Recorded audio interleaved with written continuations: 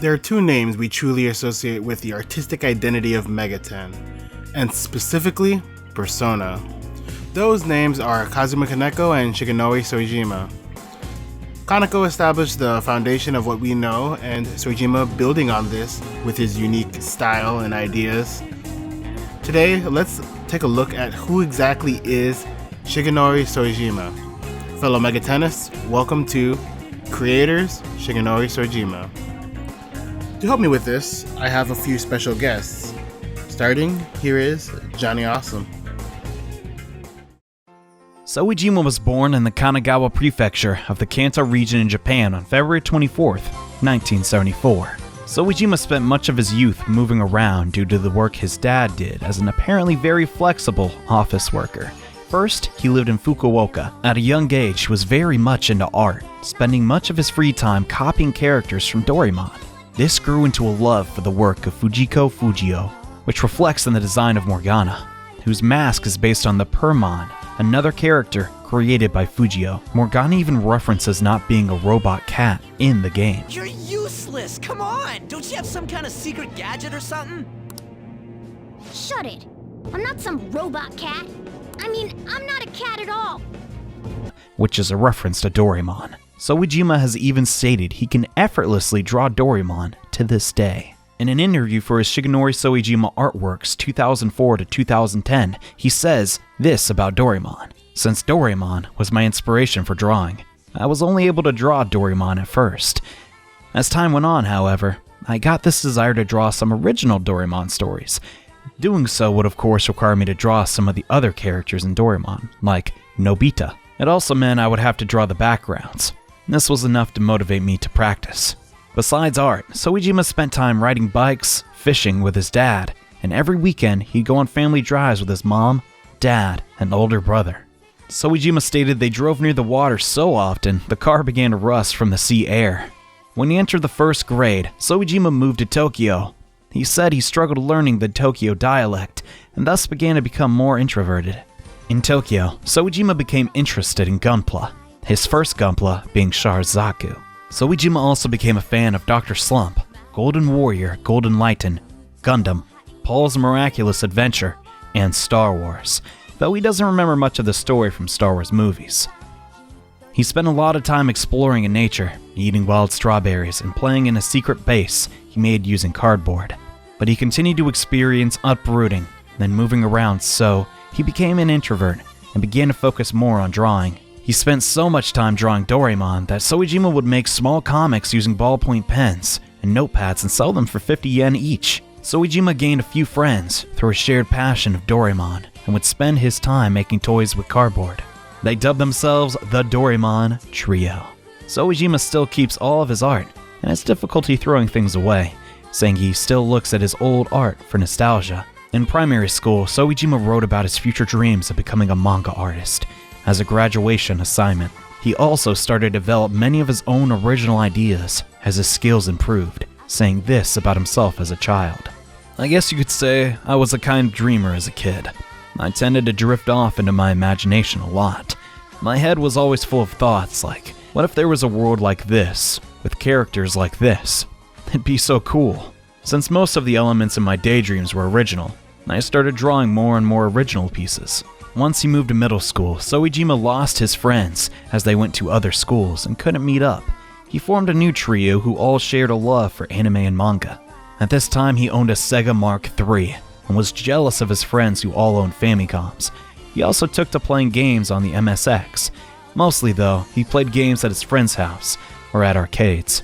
Among his favorites was Street Fighter II, stating he'd favor the SNES version over the arcade version, and his character of choice, Chun-Li and Ryu. Soejima didn't experience his first RPG until high school. Soejima's first encounter with Megaten was SMT2 at his friend's house. He didn't own a Super Famicom, so he didn't get a chance to play it, but he thought it was cool. At this time, Soejima fell in love with the works of Rumiko Takahashi, the creator of Ranma 1/2, Inuyasha, and Urusei Yatsura. Hayao Miyazaki of Studio Ghibli fame, and anime such as Patlabor and The Record of Lodoss, war novels written by Ryo Misono, whom Soejima would later collaborate with when he worked on the game Stella Deus. Soejima said he'd create his own continents and characters based on the record of Lodos War as a kid. In high school, Soejima professed that he did not study at all and chose his high school based on which one would be the easiest. His high school free time was spent bowling or eating at McDonald's. Soejima continued his interest in gaming, enjoying games like Wizardry. Soejima continued to create art, copying scenes from the anime and manga he enjoyed. And this is also the first time he started to color in any of his artwork. His tool set had drastically changed since his early elementary days, often researching what professionals were using and using them as well. I used a lot of acrylic gouache. I had an infatuation with artistic tools and materials back then. Ken paper illustration boards and Copic markers were also quite popular. It was here when he realized he had a potential career as a character designer and illustrator. I was completely self-taught throughout elementary school and junior high school. Once I was in high school, I made the conscious decision to arm for an artist college, and that's when I first took official lessons in things like sketching. In addition to taking formal classes, Soejima took to copying mangas. He said it was because he liked the art style and was attempting to absorb the essence of it. This was the point where his dream of being a manga artist died. He felt the profession was nearly impossible for him, so he started looking for alternatives. During high school, he had a friend who was already graduated and working, who offered to finance a doujinshi. What is that? How do you say that? Not that kind of doujinshi, made by Soejima and his friends. This doujinshi featured a 16-page fantasy story, written and illustrated by Soejima himself. They printed 100 copies of this doujin, and only managed to sell 2. I will never leave you. Battle, then I'll take it to the street where there's no rules. Take hold of the Soejima enrolled at the illustration department of Tokyo Design College. He chose this school because he liked it being located in Harajuku, and because he wasn't accepted into any of the other schools that he applied for. He spent the first 2 years of school playing games like Power Instinct, Samurai Showdown, and Street Fighter II in a small arcade near the Takeshita Street entrance to the school. His familiarity with Atlus had grown, and became enamored by the art of Range Murata, who was the artist behind the Power Instinct games. And because of this, he only knew Atlus as the creators of Power Instinct rather than Megami Tensei. Around this time, he got his hands on the PlayStation, whose technical prowess thoroughly impressed him. He quickly became a fan of Ridge Racer, Battle Arena Toshinden, and Arc the Lab. He also separated his art for school away from the art that he enjoyed doing normally, and still had no experience with painting via computers. Soon after Soejima completed his 2-year vocational program, he nearly worked for an ad agency, but the offer never fell through. Soejima then set his eyes on games, saying, "I set my eyes on a game company because I like games." Soejima then applied to many game companies, hoping to find the one where he could make what he wanted to make, citing companies like the now defunct Quest Corporation as one of his interests. Very early into his job hunt, however, Atlus responded and Soejima was interviewed. He recalls the process as being cited as a confident person, saying, "I had a one-on-one interview with Kaneko, and Kaneko told me, I'm thinking about hiring 70% of you, but I'm worried about the other 30%. What do you think?" And I replied, "I can only say that I should take it." Apparently, I looked quite confident in the interview, and Kaneko was finally convinced of something. He later joked that he chose to work for Atlus because they were the first to respond. When recalling a distant memory he had of watching Kaneko work, Soejima said, "The air in the Atlus office was light. I often found myself looking over Kaneko's shoulder to watch him work. The strongest memory I have regarding Kaneko's work was an advertisement illustration that he did, which turned out quite nicely. I stood behind him the entire time he was working on that piece, and he often turned around to say things like that, 'What do you want? Go away. Shoo.' Hovering over Kaneko like that was the first time I actually watched a professional at work, so it was a pretty big deal for me." The first project that Soejima ever took part in was a joint venture between Atlus and future Atlus owners, Sega. This was the Print Club machine, a photo booth which allows for customizing the photos you've taken with frames and stickers. He recalled drawing 10 frames, using only 16 colors and an X68000 computer. He also completed an animation of Jack Frost used on the title screen. For Devil Summoner, there were 3 artists, Soejima, Kaneko, and Shiraishi. Soejima had to refine old demon designs that were featured in Devil Summoner. This proved excessively difficult for him as they didn't use a tablet, they all did it using a mouse and keyboard. While coloring, one of the demons Soejima struggled with was Metatron. It was at this point he realized how much easier and quicker coloring was using an airbrush technique in Photoshop. After showing Kaneko and Shiraishi, this was not only approved, but became the standard for coloring from then onward. After finishing his work on Devil Summoner earlier than expected, he then got to work on Persona 1. Here, he edited the opening video and the cutscenes. He was also able to color many of the promotional art and even the box art. His footprint on the project was then extended to the opening and ending movies and even drawing some of the characters himself. Next, he returned to Devil Summoner with its sequel, Soul Hackers. Here, he's credited with work on the base art, which, if I'm honest, I'm not entirely sure what that means, but probably indicates early concept art, line art, or design work. With all his prior experience, Soejima took more conceptual responsibilities and a larger role doing the portraits, which he was excited to do, but he also admits that it was very difficult as he had trouble replicating Kaneko's art style. Another task Soejima was in charge of was creating the art for items used in the game, as this was the first game to include item graphics. The next project that Soejima worked on was a project with two major iconic game artists, Kazuma Kaneko and Yoshitaka Amano. This game was Cartia, where Soejima lent his hand with the item graphics. Soejima then got to work on Persona 2 Innocent Sin, where he only provided the base art. This is essentially the rough drafts for people like Masayuki Doi, Shiro Takashima, and Mayuko Kokubo to finish the lines in color for. He then worked on the sequel, Eternal Punishment, again providing the base art and designing some of the sub-characters. For the PS1 ports of SMT 1, 2, and IF, he worked as the design supervisor, working with the company outside who worked with Atlus to port the game to essentially be quality control.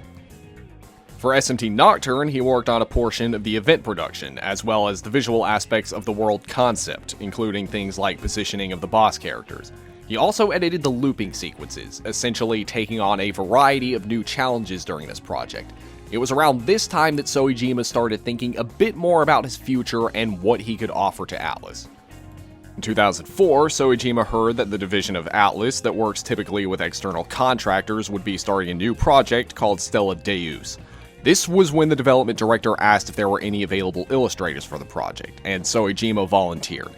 This was the first game he handled both the art direction as well as designing the main cast. Although Soejima had many ideas for the project, the biggest obstacle in his wake was that he felt he had not yet cultivated what he would consider his style. At a loss for how to approach this, he combined what he thought was a good visual representation of the game with how he drew when he used to simply draw for the fun of it. He often looked for approval of the work and got plenty of feedback comparing the style to be like Studio Ghibli production. This resulted in Soejima only associating his finding of his artistic identity with Stella Deus rather than him having much to comment on regarding the design process.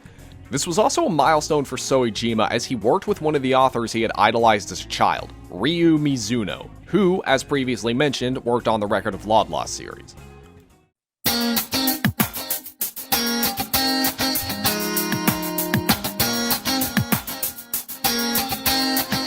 This was the project where Soejima felt the most pressure. He felt that he could not disappoint the players, so he had to try his hardest.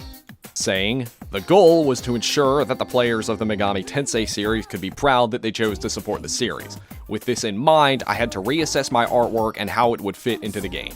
I spent a lot of time in the interface in the opening movie, hoping that the player could say to themselves, yep, I'm playing a really cool game. He knew that a good portion of how the game was received was dependent on how many people responded to his work. This project really forced Soejima to think about how the visual and design aspects of the game affect the overall appeal. One constant thought was, what is and isn't Persona?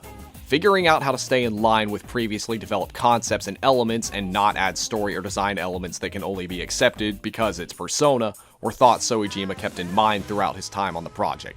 He said that although this was the case, the game ended up being pretty dark because it still featured many of the previous staff. So the project took on the concept of a thrilling school drama while trying to retain the bitter darkness present from the previous entries. This is also where he began to solidify his design process. Funny to note, Soejima was the one who came up with the idea of the characters using the evokers to summon personas, saying this: I was opposed by everyone because it was dangerous in many ways. At first I thought of using a knife, but then it might come to imitators and give the manufacturer to users. I think I have an obligation to think about the impact. I thought it would be hard to do bad things with an air gun, but guns are generally illegal in Japan and not so easily available.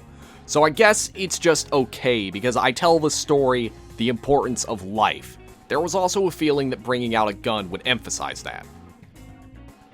Because of the success of Persona 3, the decision was made to create a new version. This was FES. Soejima designed Metis, a job he was very happy to do as he was very pleased overall with how well his work was received. This game really pushed Soejima further into the world stage because P3 FES would be well received and it would lead to an adaptation of the new style of Persona into an anime and other game industry opportunities. Another Centuries episode, or ACE, was a series by Bon Presto and From Software featuring mechs in an action-style game. This was the first project offered to Soejima by another games company where he was in charge of designing some characters. This proved to be quite difficult for him, more so than he anticipated, as there were many characters from mecha anime, and at times, Soejima would submit designs for them to be rejected for looking too similar to other characters, whether that be in the uniform he designed or the mask.